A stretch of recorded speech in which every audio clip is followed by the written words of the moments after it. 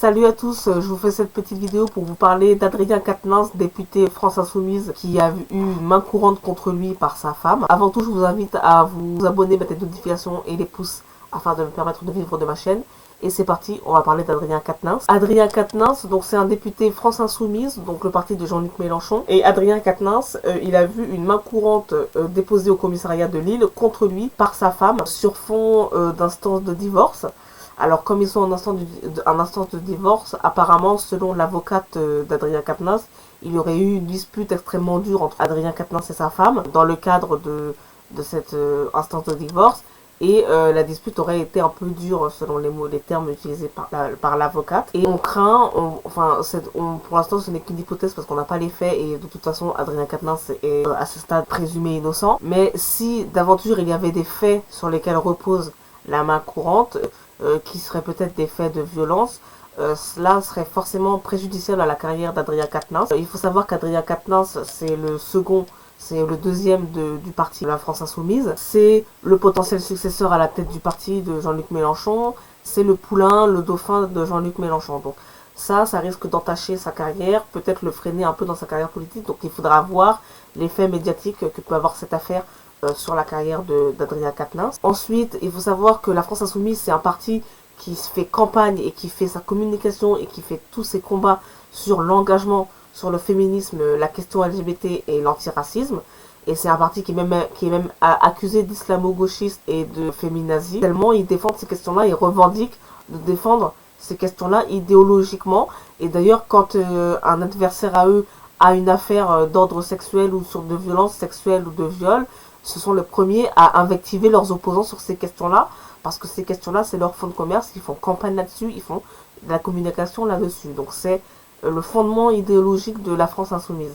Donc c'est vraiment contradictoire et c'est vraiment préjudiciable au parti d'avoir une affaire telle que celle-là qui tombe sur quelqu'un qui proclame qu'il défend les femmes contre les violences sexuelles et sexistes, puisque c'est son idéologie fondamentale, puisqu'il est à la France Insoumise. Ensuite, il faut savoir que ce n'est pas la première affaire d'ordre sexuel qui tombe sur un membre de la France Insoumise. Si vous vous souvenez, il y a eu l'affaire Taha Bouafs. Taha Bouafs, c'est ce journaliste qui avait filmé Alexandre Benalla en train de frapper des manifestants.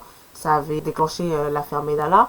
Et il était membre de la France Insoumise, il était candidat aux législatives, me semble-t-il, pour la France Insoumise. Et une jeune femme a été voir les instances de la France Insoumise pour déclarer que Taha Bouafs l'aurait harcelé sexuellement, notamment via des SMS.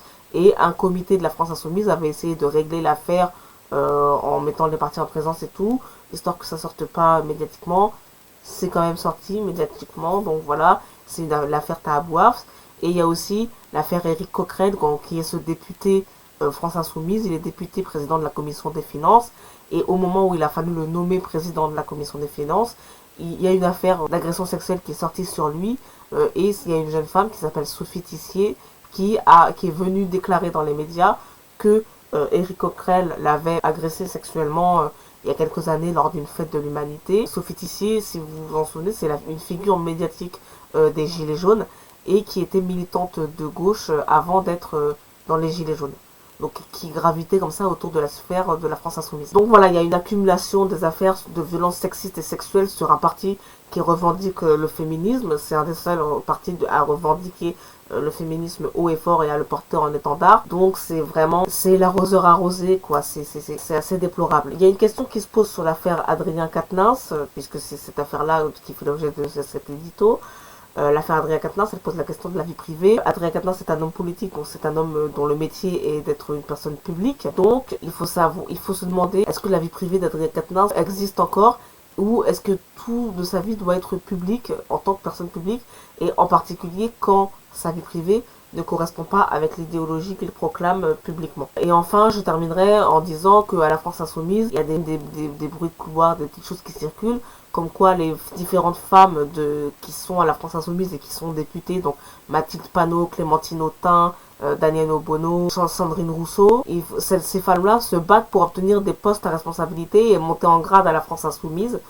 Et donc c'est dans ce contexte-là que cette affaire sort sur Adrien Quatennens.